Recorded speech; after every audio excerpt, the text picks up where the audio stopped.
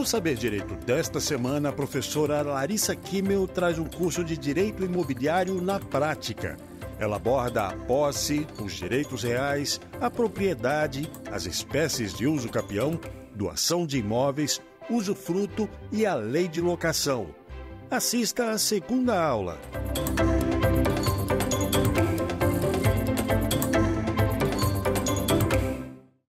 Sejam todos muito bem-vindos ao programa Saber Direito aqui na TV Justiça, ao nosso curso Direito Imobiliário na Prática. O meu nome é Larissa Kimmel, eu sou advogada, especialista na área de direito imobiliário, direito de família, direito sucessório e também mestre em administração de empresas.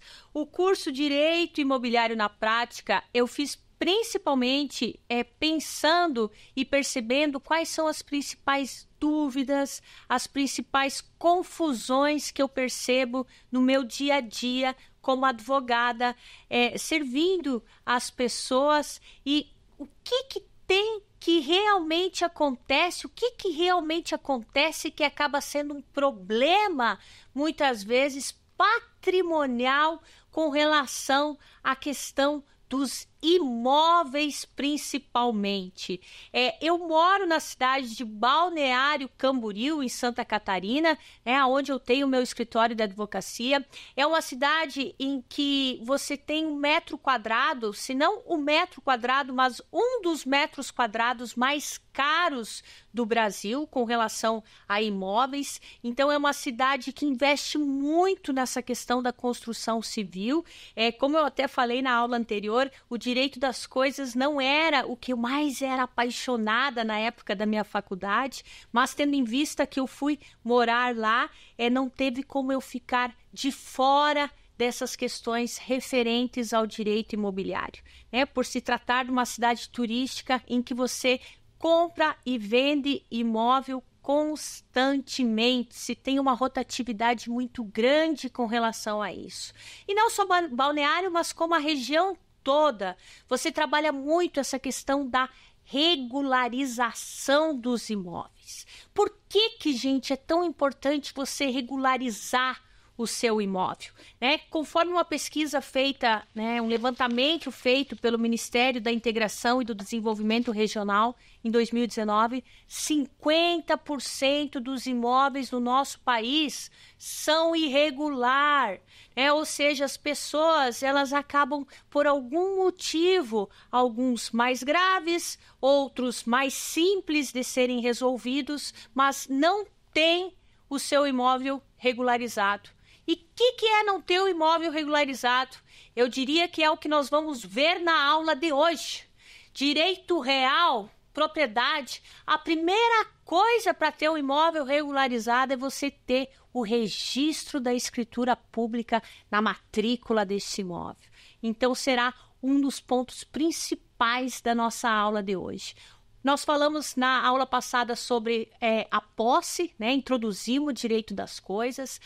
Na próxima aula nós vamos falar sobre a uso capião, que também é uma ferramenta maravilhosa para você, importantíssima, disponível no nosso Código Civil para você regularizar o seu imóvel, você que tem a posse mansa, pacífica desse bem. Muitas vezes a matrícula ela não está desmembrada. Muitas vezes você precisa unificar a matrícula, muitas vezes você precisa abrir uma matrícula. Então, tudo isso você vai trabalhar nas ações de uso capião. E na outra aula, na quarta aula, nós vamos continuar falando sobre os direitos reais. Então, nós vamos falar sobre o direito de laje, nós vamos falar sobre a questão do usufruto, da doação do imóvel com o usufruto, o direito de uso. Qual que é a diferença do usufruto e do uso? Hoje nós vamos falar sobre os elementos da propriedade em que se trabalha a diferença do usufruto e do uso. E na última aula, que é a quinta aula, eu preparei uma série, um bate-papo de uma série de dúvidas que eu percebo que muitos clientes, muitas pessoas, por desconhecimento da lei, acabam às vezes até entrando em fria nos contratos de locação. Então, será trabalhado aí a Lei 8.245, do ano de 1991, enfim. Então, esse é um resumo aí do nosso curso de Direito Imobiliário na prática. E hoje nós vamos falar, como eu já disse, sobre direitos reais e o mais importante dos direitos reais, que é a propriedade. Aquela coisa, eu quero que você grave um jargão conhecido, nosso no mundo jurídico, enfim, é algo fácil, mas é para você gravar. Dono é quem registra.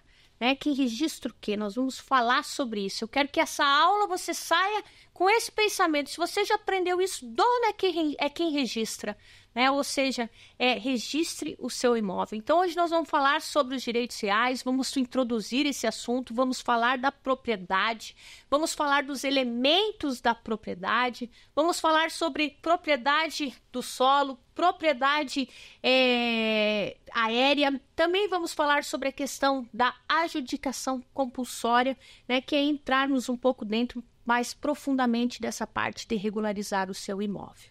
E o que são, Na aula passada eu falei sobre o direito das coisas e o primeiro instituto, que é a posse.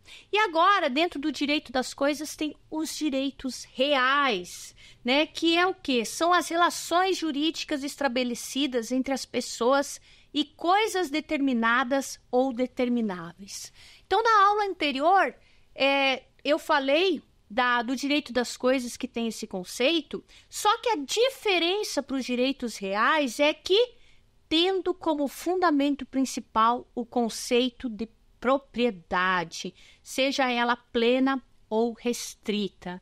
O direito das coisas, ele acaba sendo um campo metodológico do nosso Código Civil e que tem como fundamento essa relação jurídica entre a pessoa e a coisa. O direito real, ele tem essa relação jurídica da pessoa com a coisa como fundamento principal o conceito de propriedade, seja ela plena ou restrita, Então, o que vai diferenciar é que vai delimitar um pouco e vai trazer a questão da propriedade dentro dos direitos reais. Eles estão taxativos lá no artigo 1225 do nosso Código Civil. São direitos reais, inciso 1, a propriedade. Inciso 2, a superfície. Inciso 3, as servidões. Inciso 4, o usufruto. Inciso 5, o uso. Inciso 6, a habitação. Inciso 7, o direito do promitente comprador do imóvel. Inciso 8º, o penhor. Inciso 9º, a hipoteca. Inciso 10º, a anticrese. Inciso 11º, a concessão de uso especial para fins de moradia. E inciso 12º, a concessão de direito real de uso, esses últimos incluídos aí pela Lei 11.481, no ano de 2007. Então, por que eu fiz questão de ler qual que são os direitos reais? Porque esses direitos, eles vão ter determinadas garantias, determinadas consequências jurídicas que outros não têm. Na aula anterior, nós falamos sobre a questão da posse, e a posse ela não está arrolada dentro desse artigo 1225, embora muitos doutrinadores considerem a posse como um direito real, mas legalmente nós não poderemos considerá-la. E aí nós vamos para o direito à propriedade, o que é e como se adquire essa propriedade, que é o que eu estou falando já desde o início da aula. Vamos para o nosso artigo 1227 do nosso Código Civil. Os direitos reais sobre imóveis constituídos ou transmitidos por atos intervivos só se adquirem com o registro no cartório de registro de imóveis dos referidos títulos. Artigo 1245 a 1247. salvo os casos expressos neste código, né? Lembra que eu falei para vocês? Dono é quem registra, ou seja, você, para ser considerado o legítimo proprietário de um imóvel com todas as consequências jurídicas que isso possui, você precisa ter o seu nome como adquirente lá na matrícula deste imóvel. Então, tem uma confusão muito grande aí que eu percebo no nosso dia a dia. Por quê? Porque as pessoas, às vezes, elas acham que elas são as proprietárias porque ela tem uma escritura pública. Não, mas eu tenho aqui a escritura pública, registrou, né? Claro, você tem a escritura pública, é um título muito importante, logicamente que você tem uma grande expectativa aí de direito, né?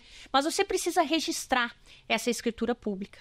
O contrato, não, eu tenho aquele contrato de gaveta, mas a pessoa ela não quer gastar regularizando muitas vezes, porque se tem um custo de ITBI, né? Você tem que pagar um imposto municipal, faz a escritura pública, o tabelião confere que você pagou esse imposto, e aí você vai ter um custo maior para regularizar esse imóvel, é compreensível, mas infelizmente às vezes você vai ter algumas consequências jurídicas que podem ser negativas para você se você não regularizar esse imóvel.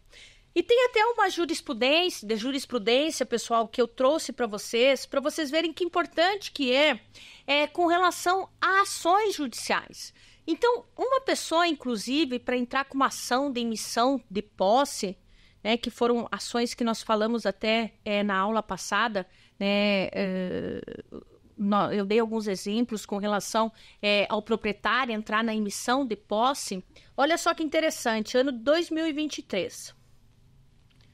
Processual civil, agravo interno no agravo em recurso especial. Ação reivindicatória, comprovação da propriedade de bem imóvel, exigência de registro no cartório de registro de imóveis, súmula 566 STJ, dissídio jurisprudencial, similitude fática não demonstrada. Ação reivindicatória. Nos termos da jurisprudência firmada nessa Corte Superior, a comprovação da propriedade de bem imóvel somente se faz por meio da apresentação da escritura devidamente registrada no cartório de registro de imóveis competentes. Então, posição aí do STJ. Não adianta muitas vezes você entrar com uma ação judicial dizendo que você tem a escritura pública ou que você tem o contrato requerendo direito de proprietário, sendo que legalmente você não registrou, né, essa escritura ou você não fez ela na matrícula do imóvel. Tá? Então, é uma posição, inclusive, do próprio Superior Tribunal de Justiça, nos termos do artigo 1227 e 1245 do nosso Código Civil, precedentes do STJ. O dissídio jurisprudencial deve ser comprovado mediante cotejo analítico entre acordos que versam sobre situações fáticas idênticas. Então, agravo interno não provido, justamente porque a pessoa ela não tinha o registro do imóvel na matrícula competente. STJ, RESP 2163767, São Paulo, 2022, 020 75 18 3, para quem quiser conferir. Então, é a famosa frase que a gente fala: dono é quem registra. Pessoal, agora eu gostaria de ir para a prática no sentido de cuidados que você tem que ter na hora de comprar e vender um imóvel. Então, tem muitas pessoas que querem adquirir um imóvel, ser proprietário do imóvel, né? Um imóvel que não esteja irregular. Primeira coisa, o que ela tem que se certificar? Ela tem que se certificar se a pessoa que está vendendo esse imóvel realmente é a proprietária desse imóvel, que conste o nome dela na matrícula deste imóvel. Né? Mas acontece isso de não ser muito. É muito comum o imóvel estar irregular, ou seja, a pessoa possui somente a escritura pública desse imóvel, a pessoa possui somente a posse com um contrato de compra e venda, né? Tá bom, Larissa, mas quais são as consequências jurídicas, muitas vezes, de eu comprar um imóvel que a pessoa ela possui somente a escritura pública desse imóvel? Então, gente, eu já vi casos de pessoas que não averbaram a escritura pública na matrícula do imóvel. Por quê?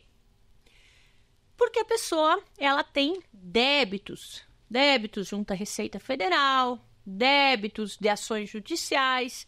E se ela averbar essa escritura pública na matrícula do imóvel, quando o sistema do judiciário for fazer uma busca, né, o advogado das partes for fazer uma busca nos cartórios de registro de imóveis, vai encontrar lá que a pessoa tem um bem. E esse imóvel, ele pode ser penhorado.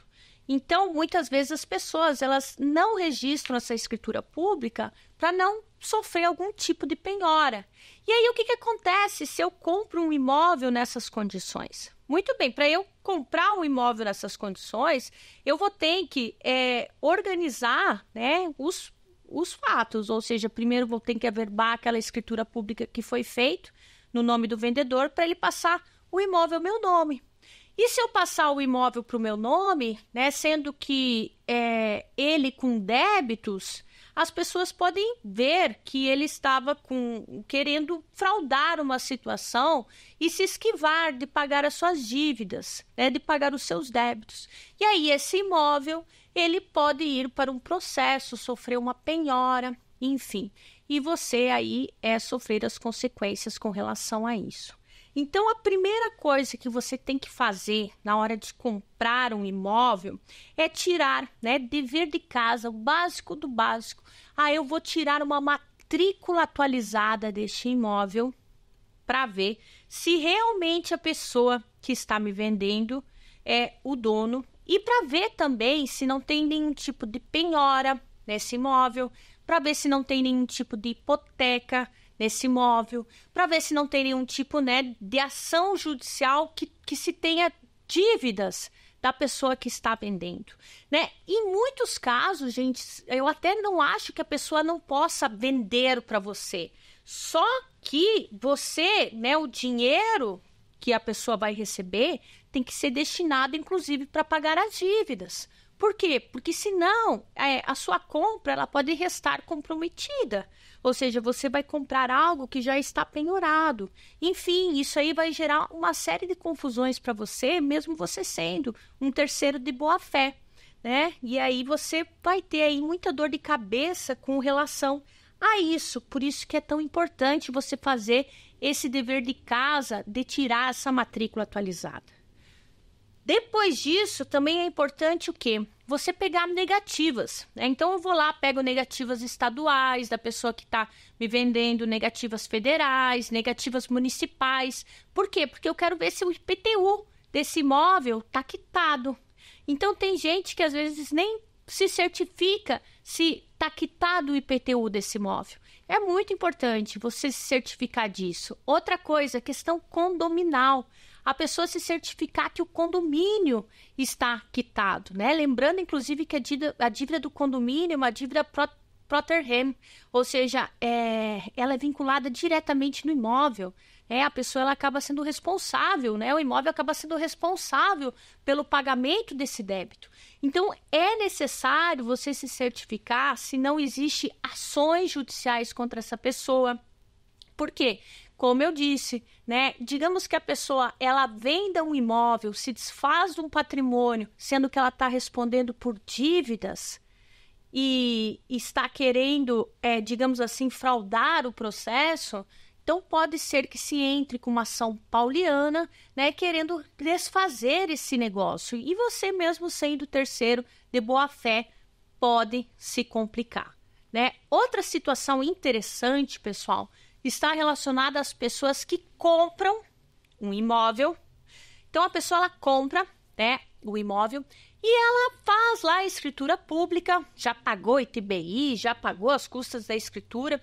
E aí, claro, você tem mais algumas custas que são mínimas, perto, né, do valor do ITBI até, que você vai ter que arcar para averbar essa escritura pública no registro de imóveis. E não faz isso, né? Esquece de fazer.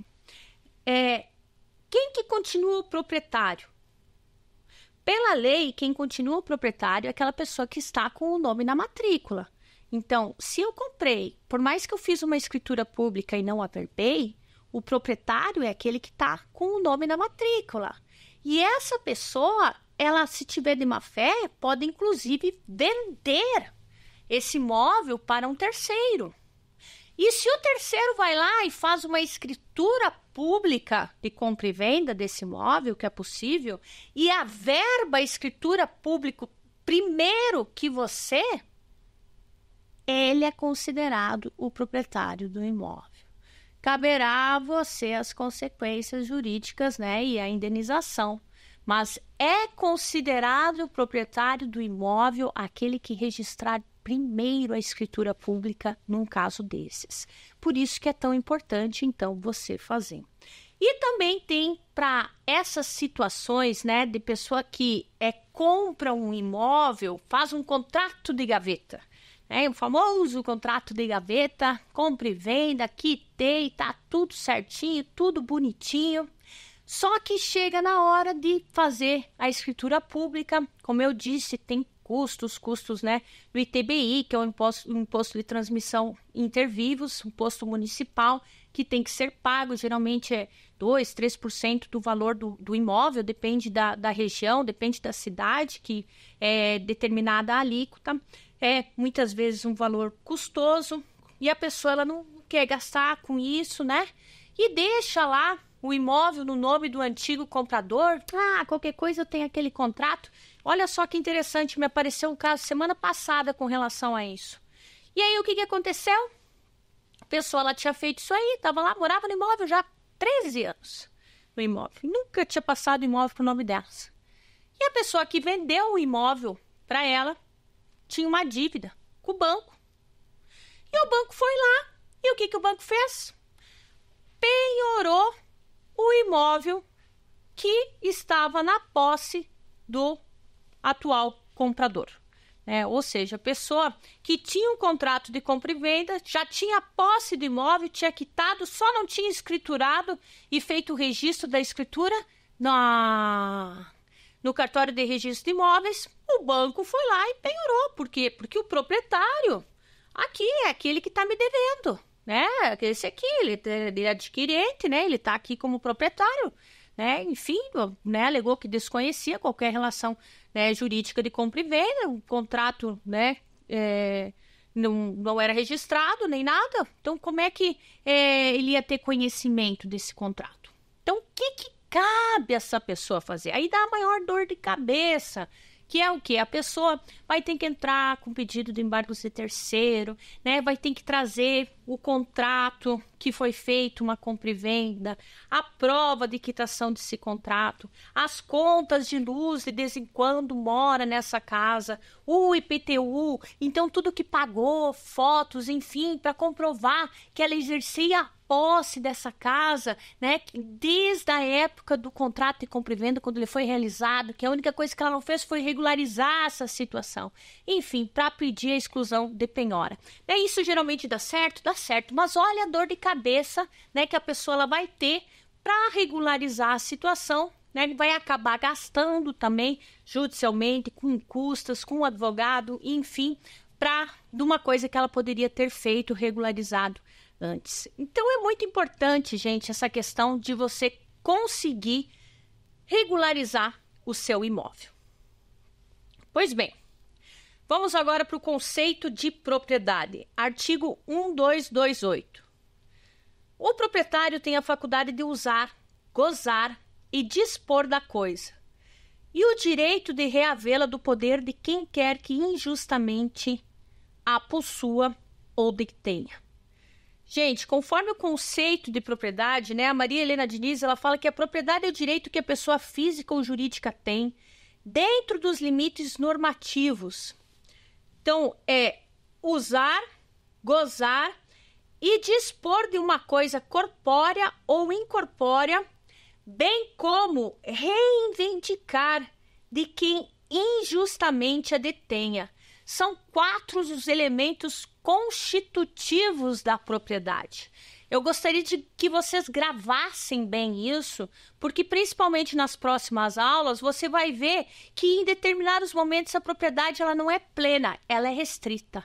Então, quando a propriedade é plena que a gente fala, ela utiliza esses 4 elementos, que é o uso-utende, que é o direito de usar da coisa, né? O direito de tirar dela todos os serviços que pode prestar dentro das restrições legais, sem que haja modificação em sua substância.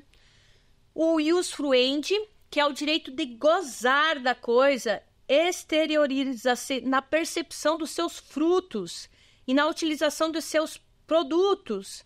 Então, é o direito de você explorar economicamente, né, a coisa. O ius disponente, que é o direito de dispor da coisa. Então, é o poder do quê? De você alienar a título oneroso ou gratuito, abrangendo o poder de consumi-la e de gravá-la de ônus reais ou de submetê-las ao serviço de outro. E o reivindicatio, que é o direito de reivindicar a coisa. É o poder que tem o proprietário de mover ação para obter de quem injusta ou ilegitimamente o possua ou detenha, em razão do seu direito de sequela. Significa que o credor poderá perseguir o bem dado em garantia, independentemente de não estar nas mãos do devedor originário. Tá, pessoal, então são 4 elementos, né? Uma propriedade plena. Ius utendi, ius fruendi, ius disponendi e o reivindicatio, né? Que são usar, gozar, dispor e reivindicar a propriedade de quem injustamente o possua. Para você ter esses 4 elementos, você precisa ser o proprietário, ou seja, o título, né, registrado, devidamente registrado na matrícula. Agora eu gostaria de falar com vocês, né, um pouquinho sobre a propriedade do solo e do espaço aéreo. Então, lá no artigo 1229, ele fala que a propriedade do solo abrange a do espaço aéreo e o subsolo correspondentes, em altura e profundidade úteis ao seu exercício. Não podendo o proprietário opor-se a atividades que sejam realizadas por terceiro, a uma altura ou profundidade tais que não tenha ele interesse legítimo em impedi-las. Então, o que é a propriedade do espaço aéreo? Né? A pessoa ela tem a liberdade de construir no seu terreno o que ela quiser, logicamente que respeitando as limitações legais impostas, né, pelo plano diretor do seu município, possivelmente. Assim como impedir que em seu terreno haja a construção de seu vizinho. Então, dá muita briga de vizinho, às vezes, né, com relação à construção no espaço aéreo. Aqui tem a questão do painel publicitário, que muitas vezes invadem o espaço aéreo. Eu trouxe 2 exemplos até bem interessantes. Um com relação à questão do ar-condicionado. Então, a pessoa foi lá, instalou o ar-condicionado na parede, né, aqueles de parede, e ficou aquela parte de trás no terreno do vizinho. Ah, mas é aéreo, enfim. Não, né? Conforme, né, a jurisprudência, ele foi obrigado, inclusive, a tirar esse ar-condicionado. E tem uma outra decisão também que eu achei muito interessante, de 2022, que é com relação a fios elétricos, fios de energia elétrica. Olha só. Ementa pela ação civil, ação de procedimento comum, arbitramento de aluguel, utilização do espaço aéreo para passagem de rede de alta tensão, pela concessionária de serviço público, restrição ao uso da propriedade pelo sistema elétrico, possibilidade, inteligência do artigo 1229 do Código Civil. A propriedade do solo abrange a do espaço aéreo e subsolo correspondentes, em altura e profundidade úteis ao seu exercício, não podendo o proprietário opor-se a atividades que sejam realizadas por terceiros, a uma altura ou profundidade tais que não tenham ele interesse legítimo em impedi-las. Havendo restrição ao uso da propriedade pelo sistema elétrico em decorrência da utilização do espaço aéreo para passagem de rede de alta tensão, é possível, nesse caso, foi considerado o arbitramento de aluguéis, no período que o cabo da concessionária da energia encontrava-se sobre a propriedade do autor. Então, aqui, né, pelo fato de que a pessoa não foi impedida de construir, né, não iria violar um direito dele, então ela não foi proibida de colocar os cabos de energia elétrica. No entanto, foi considerado o arbitramento de um aluguel para que a pessoa, né, não se sentisse lesada. Então, é uma decisão de 2022, bastante interessante, eu achei.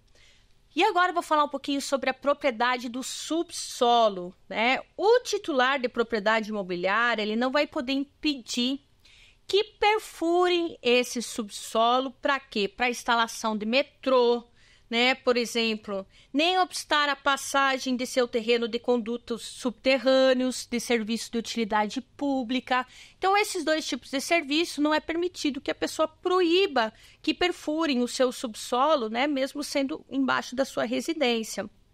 Ou a efetivação de obras que se efetuem a uma determinada profundidade que não causem risco para sua incolumidade, principalmente quando feitas em benefício do interesse social.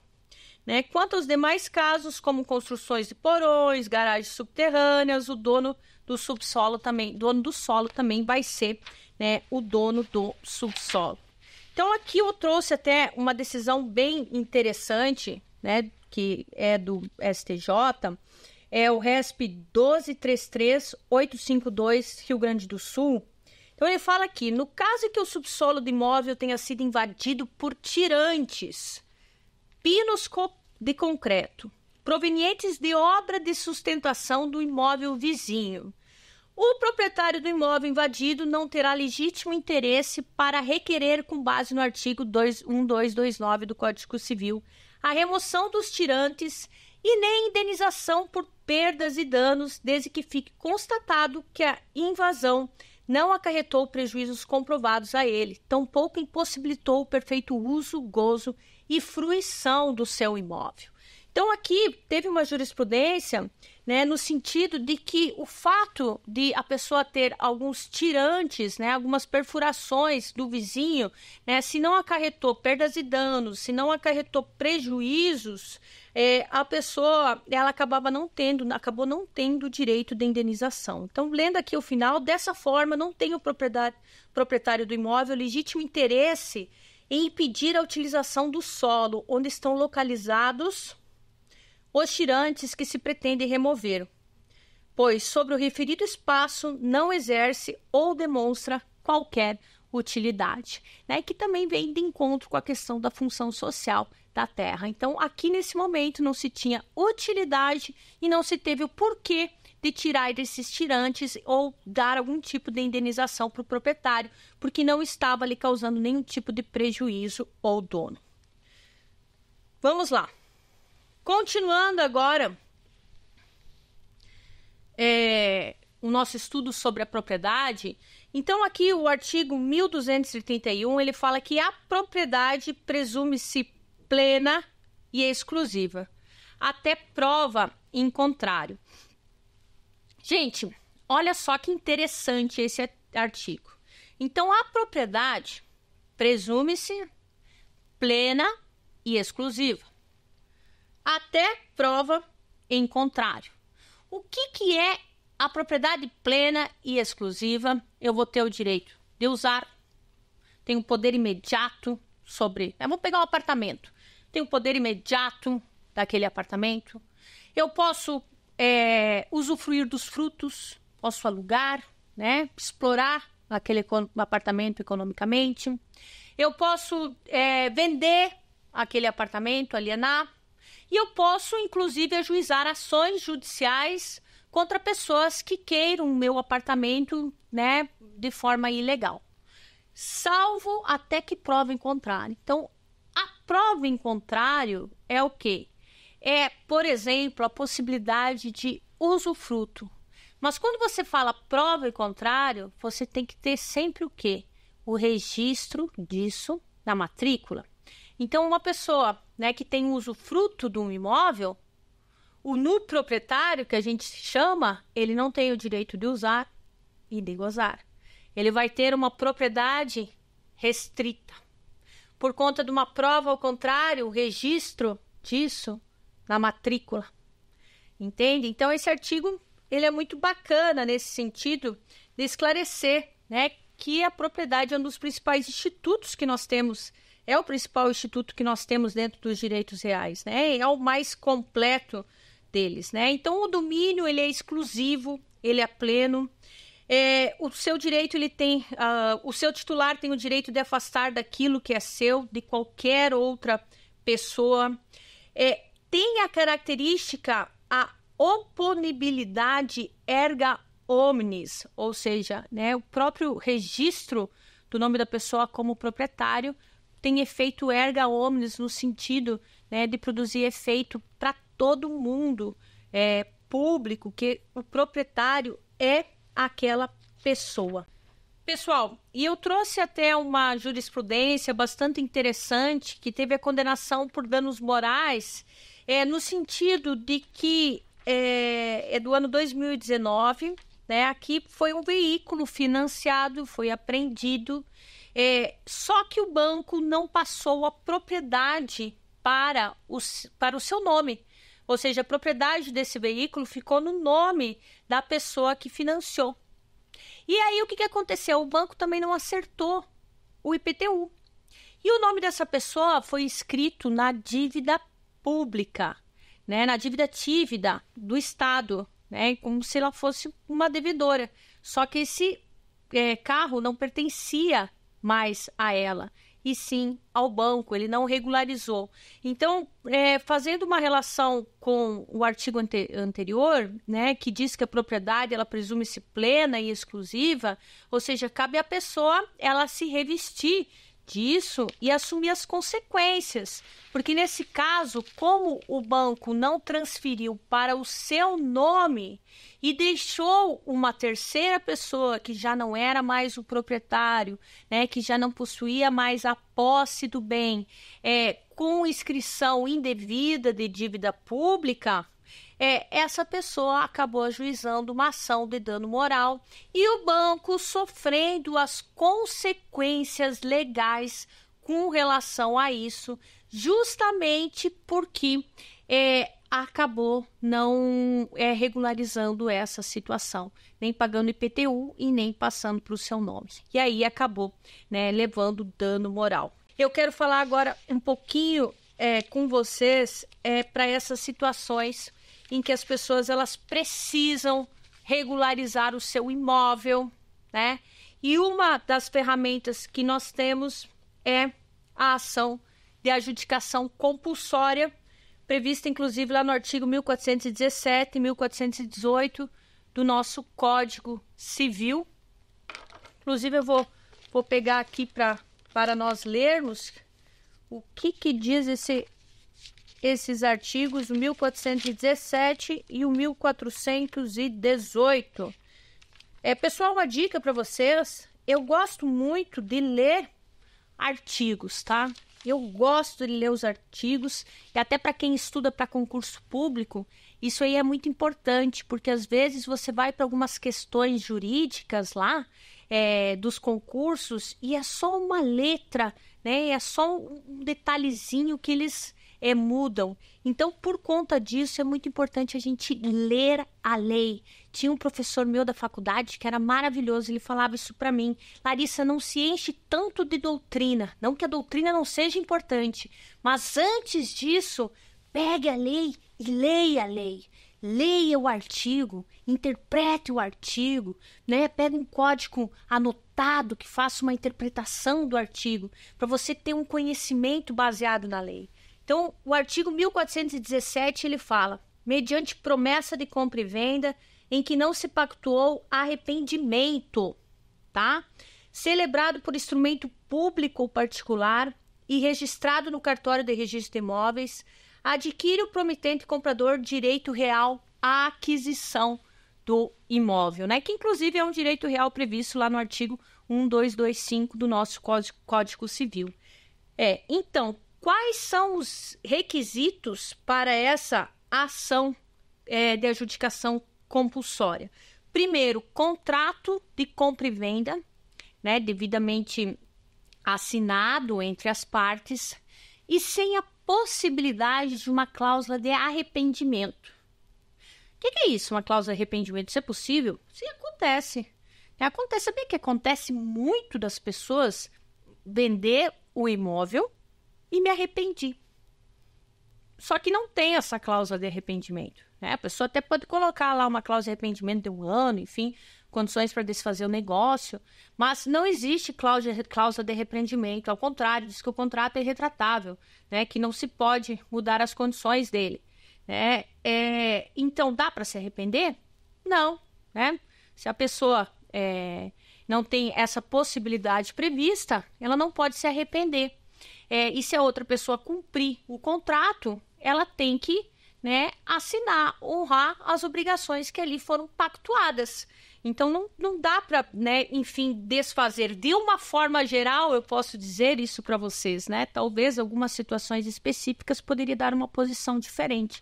Agora, de uma forma geral, não dá para desfazer o contrato, né? De uma forma geral.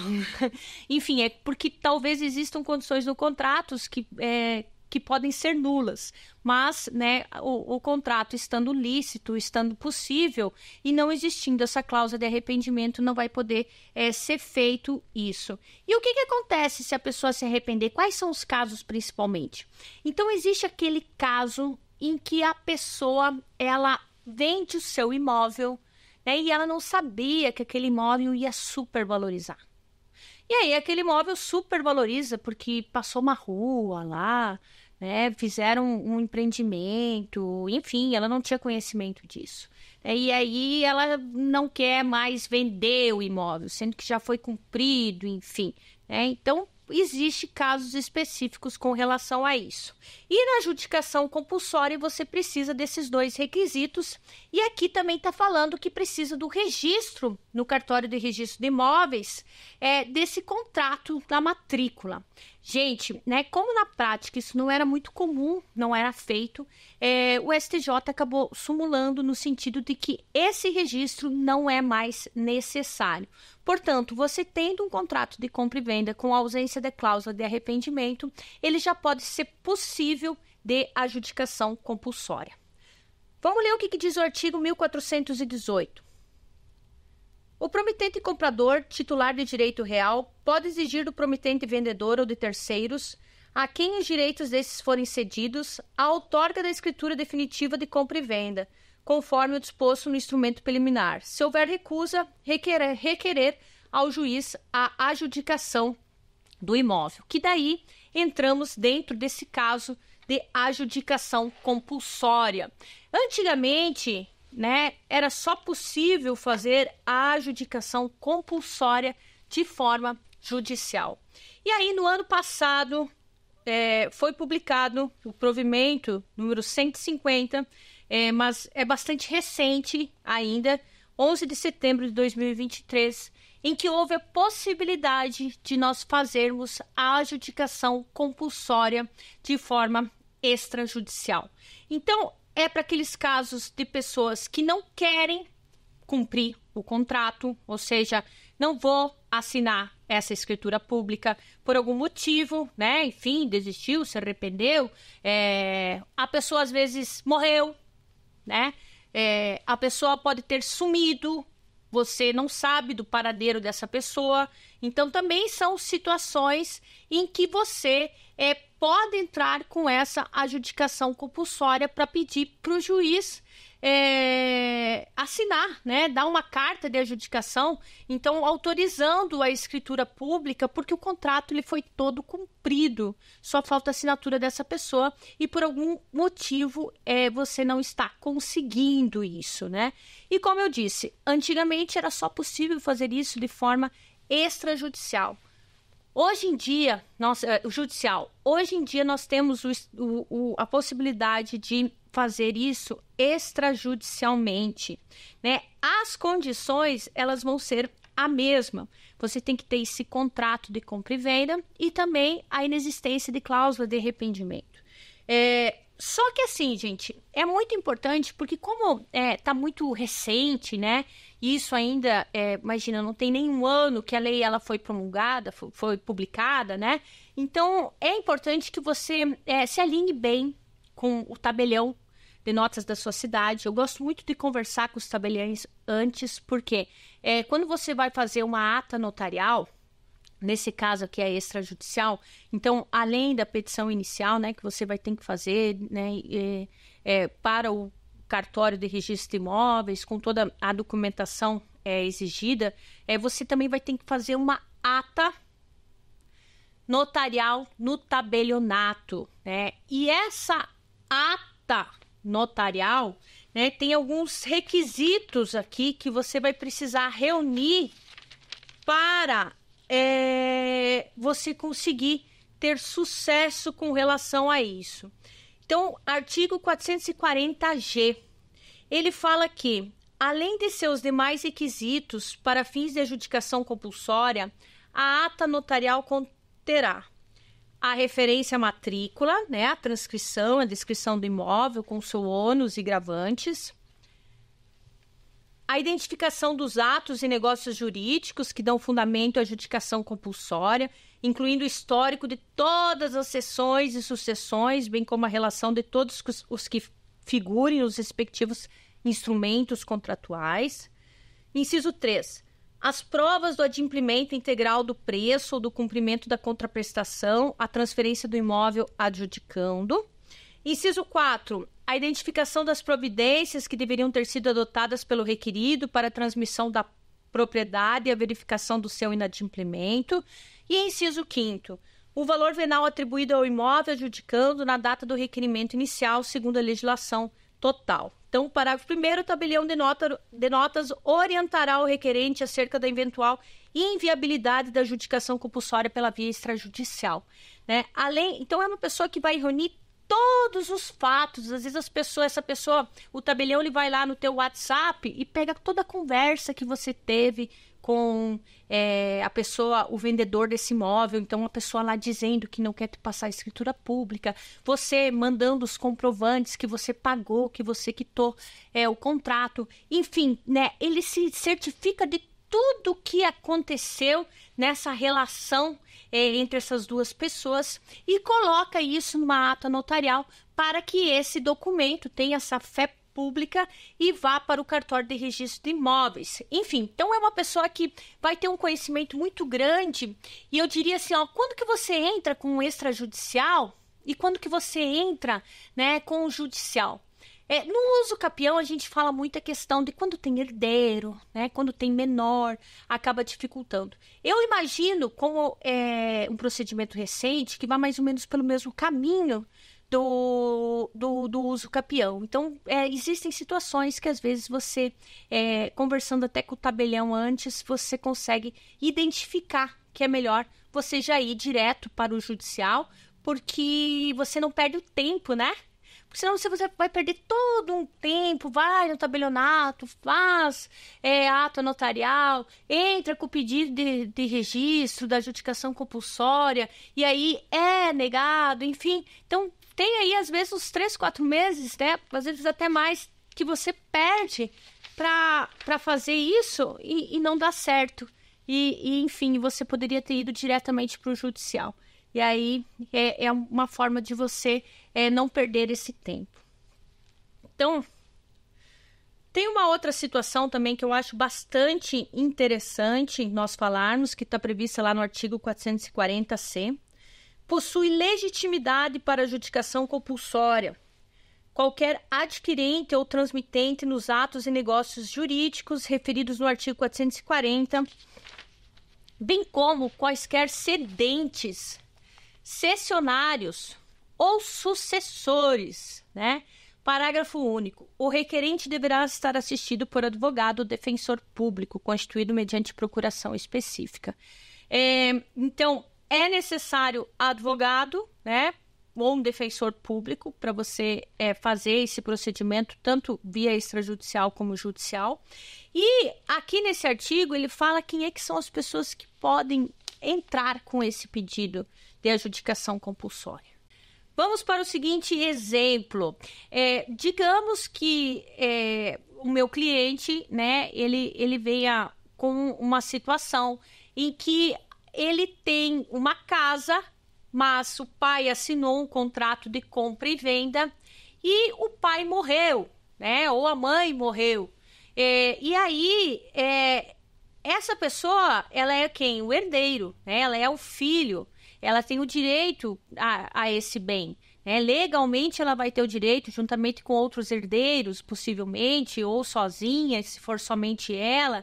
Mas, enfim, o filho, ele é o herdeiro. Então, essa pessoa, o sucessor, tem o direito de entrar com essa ação de adjudicação compulsória. Outra situação também é a pessoa que é cessionária.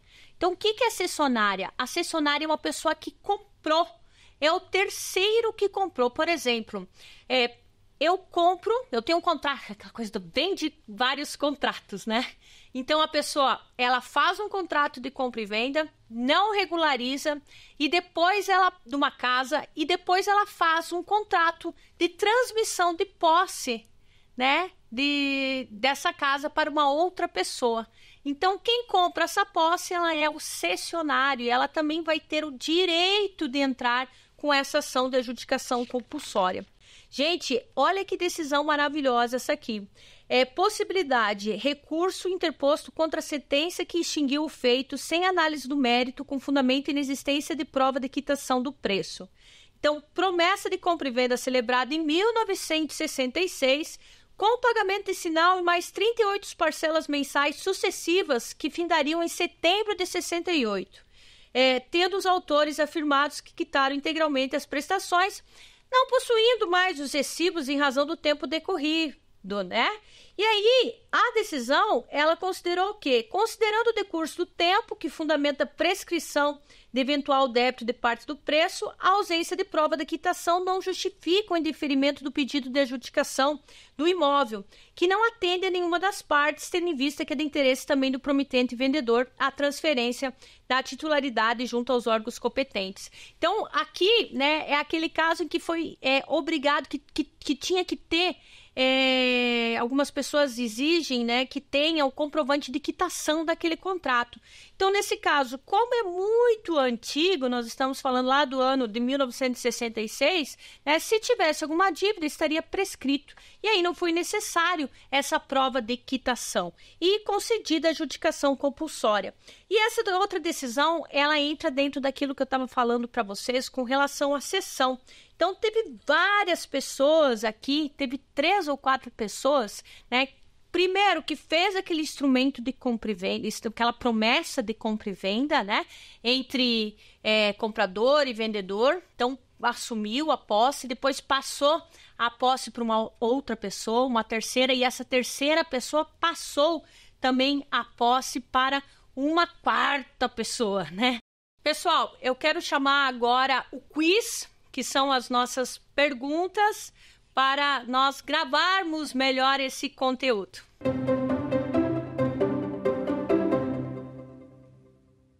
Não constituem exemplos de direitos reais no rol taxativo do artigo 1225 do Código Civil.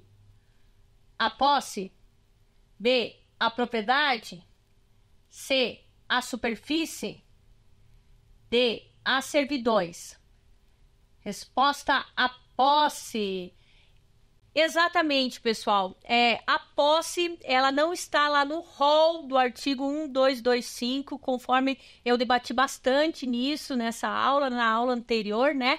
A posse, ela acaba sendo um instituto autônomo, que tem um conceito híbrido entre o direito pessoal e o direito real. Vamos para a segunda pergunta?